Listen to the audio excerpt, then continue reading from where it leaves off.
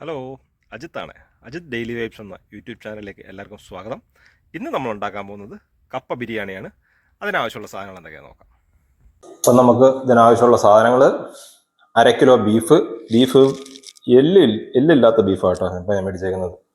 എല്ലുള്ള ബീഫാണ് വേണ്ടത്. എല്ലും വേണം, നെയ്യും വേണം. 1/2 കിലോ ബീഫ്, 1 കിലോ കപ്പ, ഒരു ചെറിയ അരമുറി ഒരു തേങ്ങ, സവാള, വെളുത്തുള്ളി, ഇഞ്ചി, പച്ചമുളക് ചതച്ചത്, കറിവേപ്പില, കടുക്, പെരിഞ്ചീരകം, മുളക് പൊടി, മല്ലിപ്പൊടി, മഞ്ഞപ്പൊടി, ഗരം മസാല. ഇനി നമുക്ക് ഇതെല്ലാം കൂടെ അതിട്ടിട്ട് ഒരു 4 വിസിൽ വരെ നമുക്ക് അടുപ്പിക്കാം. അത് കഴിഞ്ഞിട്ട് നമുക്ക് കപ്പയും വേവിച്ചെടുക്കാം. അപ്പം നമുക്ക് കുക്കറിലേക്ക് ബീഫ് ഇടാം. ബീഫ് ഇട്ടു. അതിലേക്ക് ഇഞ്ചി, വെളുത്തുള്ളി ചതച്ചത്, കുറച്ച് വേപ്പില, സ്ലൈസ് ചെയ്ത സവാള, ശകലം ഗരം മസാല, ആവശ്യത്തിനുള്ള ഉപ്പ്, കുറച്ച് വെള്ളം ഓറുണ്ട് കേട്ടോ, ബീഫിനകത്ത് വെള്ളം ഓറും. ഇനി നമുക്കിത് വേവിച്ചെടുക്കാം.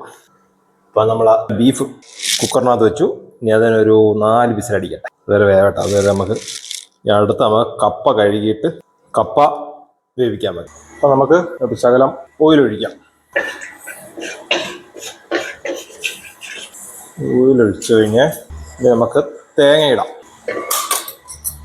നമുക്ക് തേങ്ങ ഒന്ന് ഫ്രൈ ആക്കിയെടുക്കാം. നമ്മൾ തേങ്ങയൊക്കെ നല്ല ഒരു ബ്രൗൺ കളറായിട്ടുണ്ട്. ഇതിലേക്ക് നമുക്ക് ശകലം കരിവേപ്പില ഇട്ട് കൊടുക്കാം. അപ്പോൾ നമ്മുടെ തേങ്ങയൊക്കെ വറുത്ത് കോരി മാറ്റി വെച്ചു. ഇനി അതിലേക്ക് നമുക്ക് എണ്ണ ഒഴിച്ചു കൊടുക്കാം. ഇതിലേക്ക് നമുക്ക് കടുകിട്ട് കൊടുക്കാം. ഇതിലേക്ക് പെരിഞ്ചീരകം ഇട്ട് കഴിഞ്ഞിട്ട് നമ്മൾ ചതച്ച് വെച്ചേക്കുന്ന ഇഞ്ചി, പച്ചമുളക്,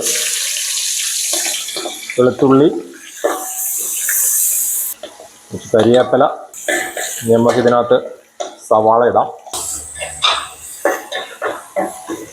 ഇതിലേക്ക് നമുക്കൊരു ലേശം ഉപ്പിട്ട് കൊടുക്കാം. നമ്മൾ ഓൾറെഡി ഉപ്പ് കപ്പയ്ക്കകത്തിട്ടിട്ടുണ്ട്. നമ്മുടെ ഉള്ളിയൊക്കെ ഇങ്ങനെ വാടി വന്നിട്ടുണ്ട്.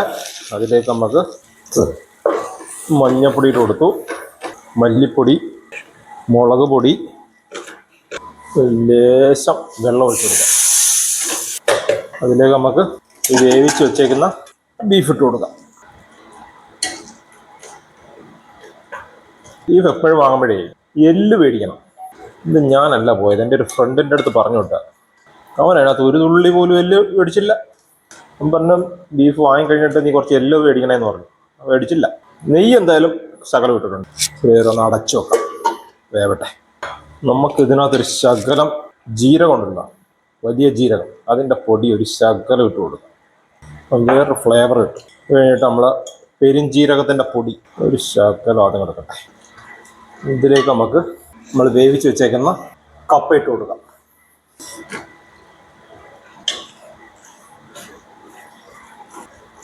ഓക്കെ, അത് കഴിഞ്ഞ് നമ്മൾ വറുത്ത് വെച്ചേക്കുന്ന തേങ്ങ. അപ്പോൾ നമ്മളെ കപ്പ ബിരിയാണി റെഡി ആയിട്ടുണ്ട്. അപ്പോൾ നമ്മളെ കപ്പ ബിരിയാണി ശരിയായിട്ടുണ്ട്. അപ്പോൾ എല്ലാവരും ഇത് ട്രൈ ചെയ്യണം.